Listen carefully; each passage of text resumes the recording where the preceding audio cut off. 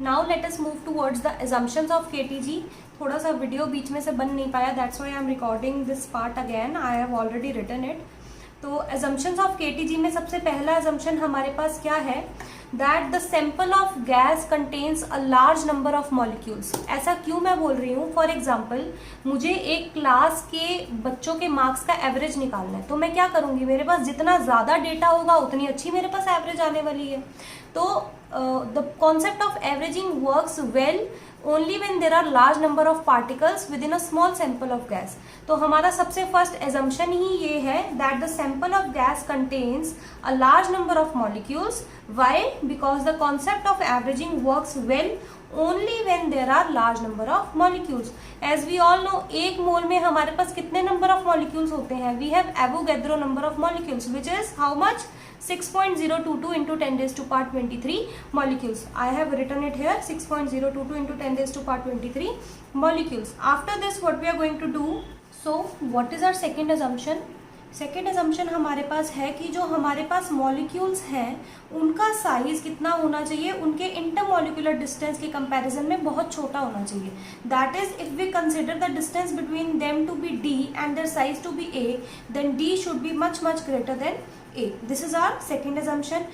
इसका मतलब क्या है, हम सेलेस्टियल बॉडीज की भी बात करते हैं, इंटरप्लेनेटरी डिस्टेंसेस की बात करते हैं, तब भी हम क्या करते हैं, अपने प्लैनेट्स को हम क्या मान के चलते हैं, पॉइंट साइज मान के चलते हैं. होते तो नहीं है ना वो, क्योंकि अगर हम if we consider the sizes of the molecules then we are going to get into a lot of complications और हमारी जो कैलकुलेशंस है वो डिफिकल्ट होती चली जाएंगी.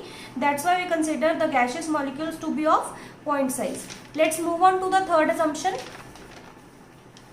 हमारी थर्ड असम्पशन है that the gas molecules are in a state of constant random motion. हमारी थर्ड असम्पशन हमें क्या बताना चाह रही है कि जो गैसियस मॉलिक्यूल्स है वो कॉन्स्टेंटली रैंडमली मोशन करते रहते हैं. फॉर एग्जांपल हमने एक टर्म सुनी है हमारी लोअर क्लासेस में, ब्राउनियन मोशन.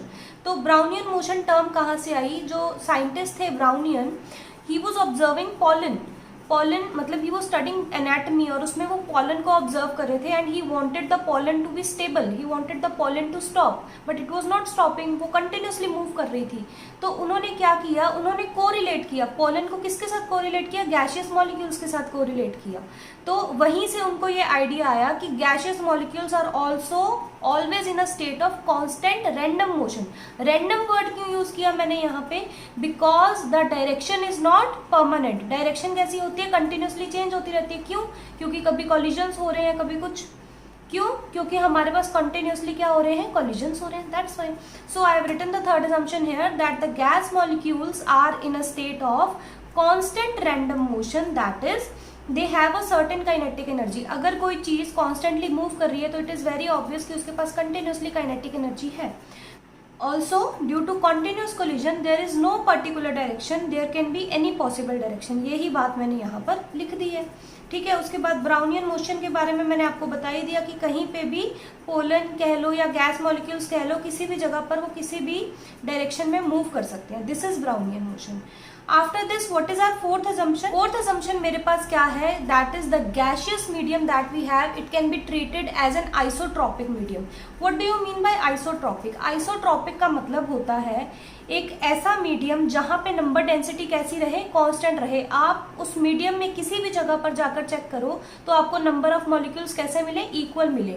आपके पास ये कॉन्सेप्ट कभी भी नहीं रहता आइसोट्रॉपिक मीडियम में कि यहाँ पे ज्यादा क्राउडिंग हो गई है, यहाँ पे लेस क्राउडिंग हो गई है, यहाँ ज्यादा नंबर ऑफ मॉलिक्यूल्स है, यहाँ पे कम नंबर ऑफ मॉलिक्यूल्स है. तो isotropic medium is such a medium where there is nothing like more crowding or less crowding. यही बात मैंने यहाँ पर लिख दी है.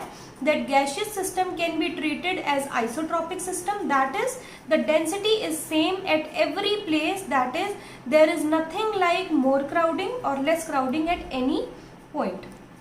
Next we have fifth assumption.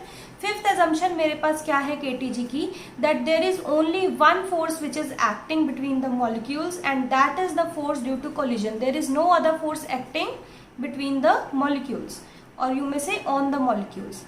After this, what is our sixth assumption? Sixth assumption मेरे पास है that the molecules are solid, rigid spheres and also they are perfectly elastic. This is my sixth assumption. ये सारी assumptions के बारे में बातें करेंगे तभी हम KTG को अच्छे से समझ पाएंगे. ठीक है. After this, we have seventh assumption. Seventh assumption मेरे पास क्या है, also it is a very important assumption that the velocity of different molecules can be different, मतलब इस assumption में हम velocity distribution की बात कर रहे हैं, velocity distribution, ठीक है जी। तो इसमें हम क्या कह रहे हैं कि सभी मॉलिक्यूल्स की क्या होती है, सेम वेलोसिटी नहीं होती है। वेलोसिटी कैसे रहती है, बिल्कुल मिनिमम से लेके मैक्सिमम तक वो वेरी करती रहती है। I am going to write here that all molecules do not have same velocity, it extends from 0 to infinity. What do you mean by zero velocity or what do you mean by infinite velocity? Zero velocity से मेरा essence ये है कि very very low velocity, very very low velocity, and infinite से मेरा मतलब ये है very very high velocity. Physically it is not possible to have zero velocity. अभी अभी मैंने बोला कि सारे पार्टिकल्स, सारे मॉलिक्यूल्स कॉन्स्टेंटली मूव कर रहे हैं, तो it is not possible to have zero velocity. तो इससे मेरा मतलब ये है कि जब मैं कंपैरिजन करूंगी, for example if I am saying that some molecules are moving with the speed of 10⁻⁶ units, तो अगर उसके सामने मैं बात करूंगी 2 यूनिट से कोई पार्टिकल मूव कर रहा है, कोई मॉलिक्यूल मूव कर रहा है, तो उसके सामने उसको मैं नेग्लिजिबल या जीरो कंसिडर कर सकती हूँ। तो आई एम टॉकिंग मैथमेटिकली, ठीक है। तो हमारी सेवेंथ असम्पशन क्या हो गई कि मेरे पास अगर कोई भी सिस्टम है, टेम्परेचर T पर है, उसके अंदर वेरियस मॉलिक्यूल्स हैं, तो ये कोई ज़रूरी नहीं है कि सभी मॉलिक्यूल्स की वेलोसिटी कैसे रहने वाली है, सेम रहने वाली है। All molecules will not have same velocity at the same temperature. Fine. इसके बाद हम चलते हैं हमारे एट्थ असम्पशन पे। Eighth assumption is about the spectral lines. तो इसकी मैं हेडिंग लिख देती हूँ, finite width of spectral lines, ठीक है। इसमें क्या होगा, for example suppose we have a sample of gas, उसमें क्या होगा, बहुत सारे मॉलिक्यूल्स होंगे और वो सब मॉलिक्यूल्स की अलग अलग वेलोसिटीज होंगी और अलग अलग वेलोसिटी को कॉरेस्पॉन्ड करती हुई अलग अलग एनर्जीज होंगी। बाय एनर्जी क्या होती है, हाफ mv²। यही तो मैंने बोला, वेलोसिटी होगी तो काइनेटिक एनर्जी होगी, मोशन होगा काइनेटिक एनर्जी होगी, और डिफरेंट वेलोसिटीज हैं तो हमारे पास क्या है, डिफरेंट एनर्जीज भी हैं, और उनको कॉरेस्पॉन्ड करते हुए हमारे पास क्या आएंगी, स्पेक्ट्रल लाइन्स भी आएंगी। तो हमारे पास एक स्पेक्ट्रा भी तैयार हो जाएगा। तो this is what I am writing here. Suppose we have a gaseous sample, तो हमारे पास क्या हो जाएगा, different energy levels will exist corresponding to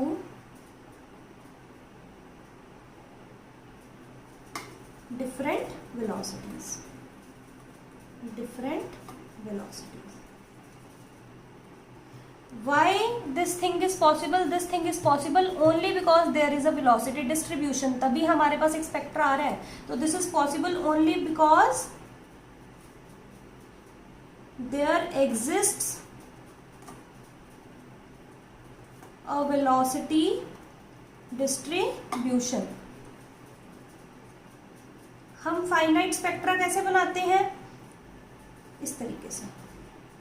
ये हमारे पास वेलोसिटी v1 है, इसके कॉरेस्पॉन्डिंग एनर्जी E1 है, वेलोसिटी v2 के कॉरेस्पॉन्डिंग एनर्जी E2 है, वेलोसिटी v3 के कॉरेस्पॉन्डिंग मेरे पास एनर्जी E3 है। तो मेरे पास डिफरेंट लेवल्स ऑफ एनर्जी आ रहे हैं, which means I have a finite spectra, ठीक है जी।